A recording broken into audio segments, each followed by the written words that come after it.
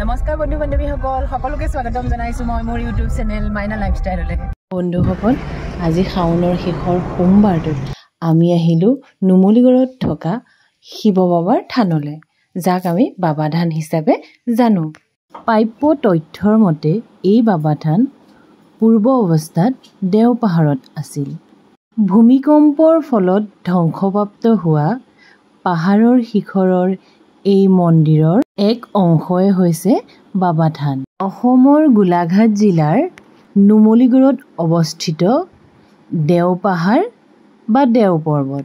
দেওপাহাৰ বা দেওপৰ্বতৰ অৰ্থ হৈছে ঈশ্বৰৰ পাহাৰ। এই দেওপাহাৰতে আছে এক পৌৰাণিক উদ্যান আৰু অসম চৰকাৰৰ পুৰাতাত্ত্বিক বিভাগৰ এটা যাদুঘৰ।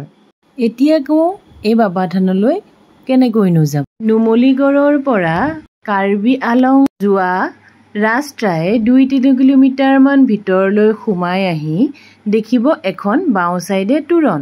তাৰ তলেদি এয়া আমি সোমাই আহিছোঁ আৰু আমি বাবা থান পাই গ'লোহি।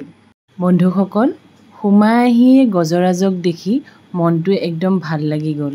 সৰ্বপ্ৰথমে যদি গজৰাজৰ দৰ্শন হয় তেতিয়াহ'লে সকলো কাৰ্য সিদ্ধি হয়। গজৰাজক সেৱা এটা জনাই মন্দিৰলৈ বুলি আগবাঢ়িলোঁ। মন্দিৰৰ মূল ভাগতে নন্দী মহাৰাজৰ এটা মূৰ্তি স্থাপন কৰি থোৱা আছে। শিৱ বাবাৰ ওচৰলৈ যোৱাৰ প্ৰথমতে সদায় নন্দী মহাৰাজক পোৱা যায়। নন্দী মহাৰাজৰ ওচৰত আপোনাৰ মনৰ আশা ব্যক্ত কৰিলে সেই আশা অতি সোনকালে পূৰণ হয় বুলি কোৱা হয়। বিভিন্ন তথ্য অনুসৰি জনামতে এই বাবা থানৰ লিংগভাগ দেওপাহাৰৰ পৰা তুলি অনা হৈছিলে। এই বাবা থানৰ প্ৰতিষ্ঠাপকজনে সপোনত এই লিংগভাগ দৰ্শন কৰিছিল। তেখেতেই দেওপাহাৰৰ পৰা এই লিংগভাগ উদ্ধাৰ কৰি আনি ইয়াত প্ৰতিষ্ঠা কৰিছিল। বন্ধুসকল চাওকচোন, চাৰিওফালে গছ-গছনিৰ এক সুন্দৰ পৰিৱেশ। মহাদেৱৰ ওচৰত বন্তি জ্বলাই সেৱা লৈ আমি উভতি আহিলোঁ। বহুত দিনৰ পৰাই আহিম বুলি ভাবি আছিলোঁ যদিও অহা হোৱা নাছিল, কিন্তু মহাদেৱে তেওঁ এই শাওণ মাহতে আমাক ইয়ালৈ অনাৰ বাবে তেখেতক কোটি কোটি প্ৰণাম জনাইছোঁ। বন্ধুসকল, মহাদেৱ অলপতে সন্তুষ্ট হয় বুলি কয়।